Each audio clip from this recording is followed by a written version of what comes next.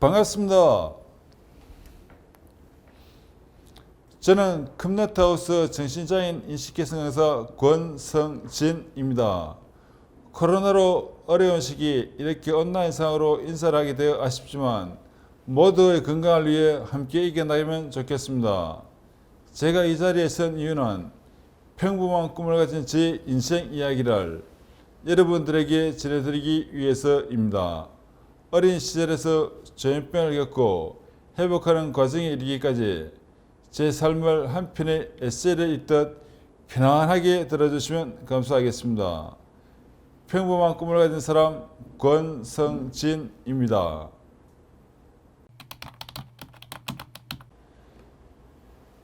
저는 서부경남 거창군 위천면 모동리 761번지에서 권오마님과 김정수님의 3남 2녀 중 넷째로 태어났습니다. 우수한 성적으로 거창 대성중학교에 입학한 후 저는 지극히 평범한 중학교 시절을 보냈습니다. 공부에 흥미가 있었던 적도 있었지만 무슨 이유인지 아무리 열심히 노력을 해도 성적은 자꾸 떨어졌고 책을 읽는데 집중하기가 어려웠습니다. 평소 재밌어 하던 수학도 과학도 집중이 되지 않았죠. 이후 성적은 계속해서 떨어져서 더 떨어질 것이 없을 정도였습니다. 가족들은 그런 저를 보고 너는 어떤 직장을 가질 생각이냐고 물었고 저는 군대에 입대해서 하사관으로 말뚝을 받을 생각이다라고 대답했습니다. 당시는 군인 출신 대통령들이 집권할 때였고 전우회를 부각하는 드라마나 영화가 많이 상영될 때였습니다. 저 역시 군대에 대한 이미지가 무척 좋아 하사관을 희망하였습니다. 당시 아버지께서는 제조소에 근무를 하고 있었습니다. 건설 자재가 쇠파이프로 바뀌면서 제조소의 일이 줄어들었고 결국 일을 그만둬야 했습니다. 이후 아버지는 술을 많이 찾았고 중풍이란 무서운 병이 아버지를 덮쳤죠. 누나들은 각자 시집을 가서 생활하고 있었고 형은 대학원생으로 저는 군인으로 생활할 때였습니다. 저는 제대 후 의식주를 해결할 것을 생각해 보았습니다. 마땅히 갈 곳이 없었죠. 군대에서는 열심히 생활하면 남부럽지 않게 살 수도 있고 먹고 사는 문제도 부대에서 해결해 주기 때문에 하사관에 지원하였습니다. 그 당시 직업군인이 되면 하사 1호봉 봉봉을 목돈으로 주었습니다. 저는 267만 원을 받았고 아버지 치료비에 보탬이 되고자 큰누나 통장 계좌로 송금을 한 후 한참을 울었습니다. 일찍 돌아가신 어머니, 중풍으로 중환자가 된 아버지, 세상에 저 혼자 남겨진 것 같은 서글픈 생각이 저를 감싸 안았습니다. 그렇게 저희 직업군인의 삶이 시작되었죠. 저는 대대 군수과에 배치를 받았고 이후 보급선임하사 부동산 담당관을 개쳤습니다. 결혼을 준비하기 위해 저축도 착실히 들었죠. 1998년 이런 날과 같은 어느 날이었습니다. 이유를 알 수 없는 불안감, 예민함이 저를 감싸 안았습니다. 사무실 천장에서 쥐가 뛰어다니는 소리가 들리기 시작했고 텔레비전에서 저에게 텔레파시를 보내는 것 같았습니다. 또한 부대 사람들이 저를 감시하는 것 같은 생각과 제가 마치 위대한 신이 된 것 같았습니다. 환청과 망상이 저에게 생겨난 것이었습니다. 하루는 병사들끼리 모여 제 이야기를 하면서 욕을 하는 것 같다는 생각이 들었습니다. 병사들에게 일부러 화장실 청소를 시키거나 힘든 일을 시킨 적도 있었습니다. 그러던 어느 날 주임원사님과 군병원 정신과에 가서 상담을 하게 되었습니다. 신축한 지 얼마 되지 않은 병원은 깨끗했고 유리창에는 쇠창살이 있었습니다. 상담 후 정신과 입원 치료를 하게 되었고 아침 저녁으로 2시간 되는 약을 먹었습니다. 그렇게 2주 동안 약을 복용했습니다. 약물을 복용하니 환청이 없어졌죠. 같이 있었던 병사가 약을 꾸준히 먹겠다고 군의관에게 이야기하면 퇴원을 시켜준다고 하였고 군의관과 상담 후 퇴원을 하였습니다. 하지만 그때 당시 제가 약을 먹어야 하는 이유를 알지는 못했습니다. 저는 일주일치 약을 처방받았고 부대로 복귀해서 25일간의 병가를 받았습니다. 저는 병도 없고 병이 있다고 하더라도 다 나았다는 생각에 약은 그대로 쓰레기통에 버렸습니다. 병가 기간 동안 큰 누나와 매형과 함께 부산에 있는 정신병원에서 정신감정을 받았고 지금의 전염병인 정신분열병 초기라는 이야기를 들었습니다. 그리고 속에서는 더 심해질 수 있다는 이야기가 적혀 있었죠. 첫 번째 병원이 오신이 아닐까 싶어 다른 병원에도 가봤습니다. 처음 전염병 증상을 경험하는 많은 사람들이 그러하듯 제가 그 병을 앓고 있다는 것을 받아들이기가 힘들었던 것 같습니다. 두 번째 간 병원에서는 현재 별다른 증상이 보이지 않는다라는 이야기를 들었고 저는 부대로 다시 복귀했습니다. 복귀 후 대장님이 25일의 병가를 주었는데 10일도 되지 않아 복귀했나 가까운 정신과 병원에 입원해라라고 이야기했습니다. 저는 속으로 돈이 썩어나냐? 한 달만 입원해도 100만 원이 되는데 라고 생각했죠. 그 뒤 저는 좀 더 상태가 심해져 대대장님과 주임원사님께 막말로 욕을 하며 대들었고 대대장님께 총을 쏴서 다 죽여버리겠다고 이야기를 했습니다. 그게 대대장님이 저를 전역시키기로 마음을 굳힌 계기가 된 것 같았습니다. 그렇게 저희 8년간의 군대 복무를 어병제대로 마무리 지었습니다. 생각해보면 당시에 감정 조절이 잘 되지 않았고 주변에서도 미쳤다는 등 비하적인 표현이 많아 더 격분했던 것 같습니다. 전역 후 아버지와 함께 지내게 되었습니다. 저는 제대로 먹지도 자지 않은 채 방구석에 처박혀 지냈습니다. 한 번은 김일성이 쳐들어온 망상에 사로잡혀 김일성이 쳐들어 온다! 라고 소리를 지르기도 했죠. 같은 동네에 사는 장인을 보고 마귀는 사라져야 해! 마귀의 후손이야! 라고 이야기하기도 했습니다. 뒷산에는 저를 향해 날아오는 전투기들이 가득했고 우리나라 전폭기가 다른 나라를 폭격하는 망상도 들었습니다. 한 번은 내가 신이니 태양을 밀어내기도 하고 당기기도 하는 힘을 가지고 있다고 믿기도 했습니다. 그때는 몰랐지만 이것은 저에게 거대한 망상이 나타났던 것이지요. 그 당시 아버지는 중풍을 앓고 있는 중에도 소주를 하루에 한두 병씩 매일 마셨고 담배도 많이 피우셨습니다. 저는 그런 아버지가 싫었습니다. 병에 대한 인식이 없었기 때문에 병치료보다는 집에서 벗어나겠다는 생각이 들었고 화물 트럭을 운전하면 돈도 많이 벌고 2, 3일에 한 번만 집으로 들어오기에 아버지와 싸울 일이 적을 것 같았습니다. 총 2,800만 원이라는 거금을 들여 5톤 탑차를 구입해 수출입분과 이삿짐을 마련했고 주로 서울과 부산을 오고 갔습니다. 하지만 그 당시 IMF로 인해 생계를 유지하기는 어려워 스트레스를 많이 받았습니다. 그러던 어느 날 진근시에 있는 고등학교에 무작정으로 들어가 학교에 있는 선생님을 폭행하고 선생님들과 전교생이 모여있는 체육관 앞에서 욕을 하고 고함을 지르는 행패를 부렸습니다. 저를 이상하게 여긴 선생님이 경찰서에 신고를 했고 저는 경찰서에 끌려가 간단한 조사를 받고 경찰서가 아닌 정신병원에 입원하게 되었습니다. 당시 남들은 나보다 편하게 사는 것 같다. 불공평하다. 먹고 살기 힘들다라는 생각이 피해망상을 자극하여 행동 조절이 되지 않았던 것 같습니다. 나리 박자 사연실에 배정을 받았고 저를 포함해 3명이 있었습니다. 방에 담배 3피가 놓여 있었는데 담배를 피우고 싶다는 생각에 무작정 피웠습니다. 매일 아침 회진이 있었고 저는 자리에 앉아 있었습니다. 회진 때마다 의사 선생님들은 우리들에게 불편한 거 있으신가요? 라고 물었습니다. 병원에서는 주치와 상담을 하기도 하고 병동 내에서 재활 프로그램도 참여하였습니다. 약물과 증상에 대한 교육, 사회기술을 낸과 같은 병 관리에 도움이 되는 것들이었습니다. 그러나 병에 대한 인식이 쉽게 생기지 못하였고 그렇게 저희 입원 생활은 10년 7개월 동안 장기간 지속되었습니다. 많은 사람이 입원하고 퇴원하였습니다. 회복하여 금방 퇴원하는 사람도 있었고 재발하여 입원하는 환자들의 대부분은 약물 복용을 중단한 사람들이었습니다. 답답한 병원 생활이 지속되었지만 퇴원에 대한 얘기와 퇴원 후 살아갈 정보가 부족해 내 삶의 미래를 그려볼 수도 없었죠.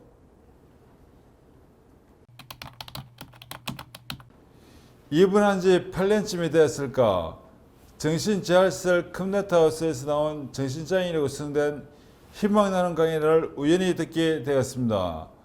그곳에서는 정신장애인들이 외출 프로그램이 있어서 서울이나 경주로 여행을 가기도 한다는 이야기를 들었는데 마치 꿈처럼 들렸습니다. 저에게 퇴원은 꿈이었습니다. 막상 퇴원하게 되면 어떻게 하면 살 수 있을지, 직장도 없이 살아갈 방법이 있을지, 밥은 어떻게 할지 막막하기만 했습니다. 한때는 평생 병원에서 살아야 한다는 생각도 많이 들었습니다. 그런 저에게 강연에 있었던 나와 비슷한 상황인 사람들이 자기 관리를 잘하면서 충분히 살아갈 수 있다는 이야기는 충격으로 다가왔습니다. 그렇게 저에게 희망이 생기기 시작했습니다. 저는 10년이 되던 해에 퇴원 심사 청구서를 작성해서 간호사님에게 전달했습니다. 잠시 후 사회복지사 선생님이 저를 찾아왔죠. 사회복지사 선생님이 저에게 물었습니다. 퇴원 후 어떻게 생활할 거예요? 컴넷하우스에 다니면서 우리를 찾아왔던 정신장애인 인식개선 강사가 되고 싶어요 라고 저는 말했습니다. 2010년 12월 1일 퇴원해서 누나가 얻어놓은 집으로 누나들과 함께 왔습니다. 제 안에는 10년의 생활이 고스란히 녹아있는 두꺼운 양말, 에바 나올 때마다 신었던 낡은 운동화, 바지, 세면도구, 수건이 있었습니다. 사실 낡을 만큼 낡아서 모아다 버릴 만한 물건이 있지만 집에서 버리려고 들고 왔던 물건들이었습니다. 10년 만에 돌아온 집에는 찬기가 돌아왔습니다. 순간 눈물이 핑 돌았죠. 저는 홈플러스에 가서 83,000원을 주고 2인용 전기장판을 샀습니다. 1인용을 사지 않은 이유는 형이 집에 오거나 혹시 저도 결혼을 하지 않을까 하는 생각에서였습니다. 그리고 주유소에 연락해 기름 한 드럼을 26만원 주고 사서 보일러를 켰습니다. 너무 오랫동안 빌어도 두서일까 냉기는 한동안 계속되었습니다. 추운 겨울에도 기름값을 아끼기 위해 집안에서도 모자, 장갑, 두꺼운 양말을 신고 이불도 머리까지 뜯고 잠을 청했습니다. 요리를 하기 위해 LPG 가스불을 설치했습니다. 누나들이 만들어준 국과 반찬 몇 가지로 우리는 함께 집에서 첫 식사를 했습니다. 식사가 끝난 후 누나들은 집으로 돌아갔습니다. 그렇게 저는 다시 혼자가 되었습니다. 무척 외로운 느낌이 가득했습니다. 또다시 눈시울이 뜨거워졌습니다. 이제 정신장애인 상급이고 직장도 없지만 기초생계급여로 나라에서 저에게 체질생활을 보장해 준다는 이해감이 들기도 했습니다. 병원에 입원해 있는 동안에는 공중전화카드 사용 금액도 통지받았기 때문에 다른 가족들에게 안부를 물어볼 수가 없었습니다. 집으로 돌아온 저는 몇 년 만에 큰집과 사촌 형님들에게 안부 전화를 했습니다. 너무 오랜만에 한 전화라서일까 형님과 형수님들의 목소리는 별로 반가운 목소리가 아니었습니다. 내가 열심히 살지 않으면 그 누구도 저를 인격적으로 대해주지 않을 것이라는 생각이 스쳐 지나갔습니다. 컴넷하우스 직원 선생님들은 친절한 천사였습니다. 처음 보는 저에게 먼저 반갑게 인사를 해주었고 어떤 차를 마실 것이냐고 공손히 물어보았습니다. 저는 얼마나 오랜만에 친근한 인사를 바라보았는가 라고 생각해 보았습니다. 2010년 12월 3일부터 컴넷하우스에 출근을 시작했습니다. 컴넷하우스에서의 생활은 변화가 다른 자율적인 분위기의 생활이어서 어색하기만 했습니다. 하지만 곧 적응할 수 있었죠. 청소도 하고 요리도 하면서 점점 혼자서 열심히 살 수 있겠다는 자신감도 생기게 되었습니다. 직책도 맡아 부서 및 회원 자체도 4번이나 연거푸했습니다. 기간을 열심히 다니다 보면 40대이지만 저와 평생에 같이 할 반려자를 만날 수도 있겠다는 생각도 들었습니다. 컴퓨터하우스에서 약물 생산 관리 교육을 받으면서 약물을 중단할 경우 재발하여 입원할 수 있다는 사실을 다시 한번 알게 되었고 잘 복용해야겠다고 생각하며 지금까지 실천하고 있습니다. 집에서 전통시장과 대형마트가 가까워서 퇴근 시장에 들어 반찬과 식재료를 사곤 했습니다. 규칙적인 생활을 하면서 퇴원 후 1년 동안 11kg을 감량했습니다. 10년 동안 정신병원에서 퇴원하고 생활하고 퇴원했었기에 영화관이 어디에 있는지도 옷을 사려면 어디로 가야 하는지도 잘 알지 못했습니다. 그런 저에게 컴퓨터하우스에서는 사회재활 서비스로 지하철 표 뽑기에 영화 표 사기에 마트에서 물건 사는 방법을 실제 장소에서 연습해 보도록 도와줬습니다. 이외에도 직업재활 서비스로 취업전 교육, 보호작업, 취업 활성화 유지를 위한 지원 등을 하기도 합니다. 하지만 저에게는 여전히 먼 길이라는 생각이 들었습니다. 과거에 화물차 운전을 했을 때 수익을 내기보다는 오히려 손해를 보면서 근무를 했고 스트레스도 많았기에 당장 취업을 하기보다는 기초생활 수업비를 아껴 살면서 지내는 것이 더 낫지 않겠냐는 생각이 들었습니다. 누나들도 큰 욕심 내지 말고 지금처럼 지내면 좋겠다는 이야기를 많이 했습니다. 인상적인 사업이 하나 있었는데 인식개선 사업이었습니다. 우리 기관이 유치한 곳 일대에 대한 환경미화자원봉사단 활동, 인식개선 강사단 운영 등이 주된 내용이었죠. 2008년부터는 정신장애인 당사자가 직접 대학이나 정신의료기관에서 정신장애인의 편견 해소 및 인식개선을 위한 힘을 나누는 강의를 진행하고 있었습니다. 그 활동을 보면서 언젠가 저도 힘을 나누는 강의의 강사단이 되고 싶다는 생각을 많이 하곤 했습니다.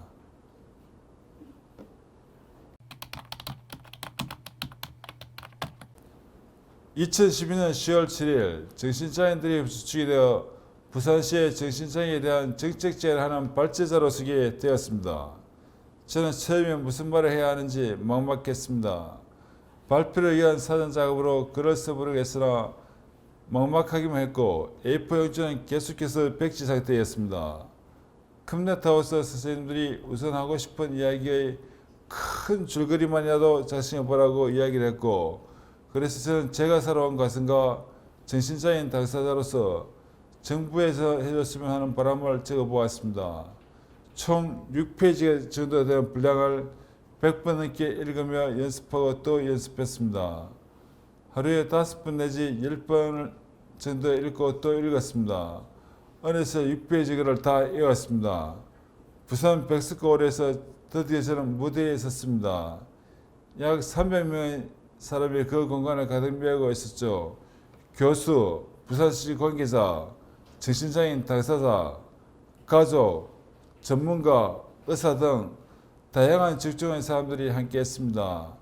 저는 많은 사람들 앞에 섰지만 어느 정도 여유와 자신이 있었습니다.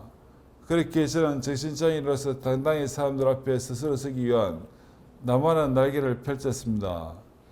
2012년 말부터 저는 희망나는 강인의 강사단 훈련을 받았습니다. 강의 자료를 숙지하기 위해 작성하고 외우고 연습하는 과정을 거쳤습니다. 그리고 2013년 드디어 저도 희망나는 강인의 강사단으로서의 활동을 하게 되었습니다. 컴퓨터하우스에서 운명과 같이 여자친구를 만나게 되었습니다. 어느 날 여자친구로부터 놀러오라고 전화가 왔습니다. 그 이야기를 듣고 나를 좋아하고 있다는 생각이 들었습니다. 그녀와 함께 식사를 하기 위해 시장에 들러 반찬 4가지를 사서 여자친구의 집으로 갔습니다. 그리고 우리는 사랑을 뜨겁게 속삭였죠. 그렇게 우리의 동거 생활은 시작되었습니다. 2014년 8월 여자친구는 엄마에게 저와 함께 지내고 있다고 이야기를 했는데 우리 두 사람 모두 정신질환을 가지고 있었기에 걱정이 많아졌습니다. 또 임신에 대한 염려 때문에 여자친구는 장모님과 함께 산부인과에서 루퍼 시술을 받았습니다. 몇 달 후 아프다고 해서 산부인과에 갔더니 여성보다 남성이 수술을 하는 것이 더 쉽고 돈도 적게 든다는 이야기를 들었습니다.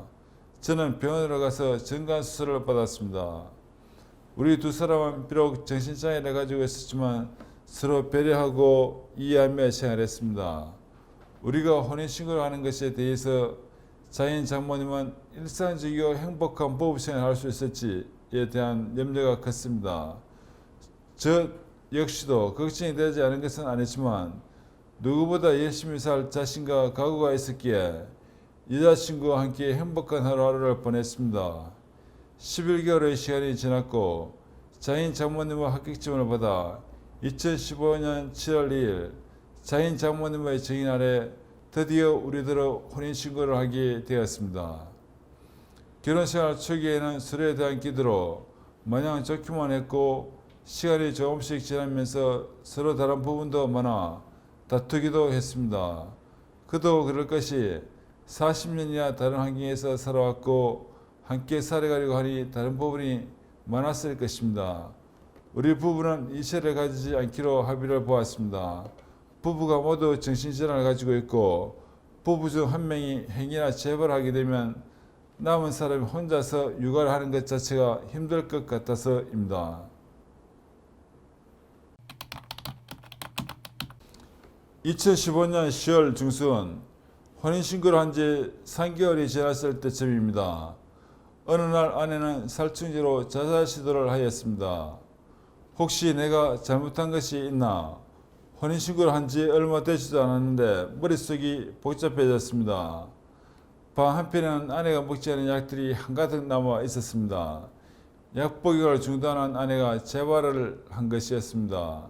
아내는 중환자실에서 6일 정도의 입원 생활을 마지막으로 퇴원하게 되었고 다시 정신과 전문 병원으로 입원하게 되었습니다. 정신과 병원에서 아내의 입원 절차를 봤는데 저는 보호자로서 아내의 입원 절차에 함께 있었습니다. 예전에 내가 입원했었을 때가 떠올랐습니다. 그때는 제 증상을 모른 채 저는 아무렇지도 않은데 누나들이 입원을 시킨 것에 대해 야속한 마음이 많이 들었었습니다. 하지만 이제 병을 알고 또 막상 아내를 입원시키는 사람이 되고 보니 참 많은 게 달라 보였습니다. 아내가 약을 잘 먹지 않아 재발을 한 것이 야속하기도 하고 스스로 관심이 부족했구나 하는 죄책감도 들었습니다. 면회를 자주 오는 것이 예전의 편이라 생각하고 매주 한 번씩 면회를 가기로 결심했습니다.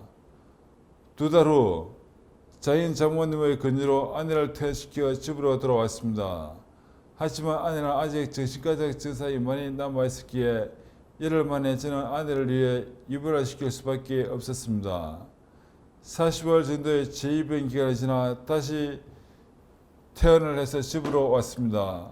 둘이서 재발하지 말고 건강하게 약 먹는 것을 체크해가면서 서로를 사랑하자고 꼭 껴안았습니다.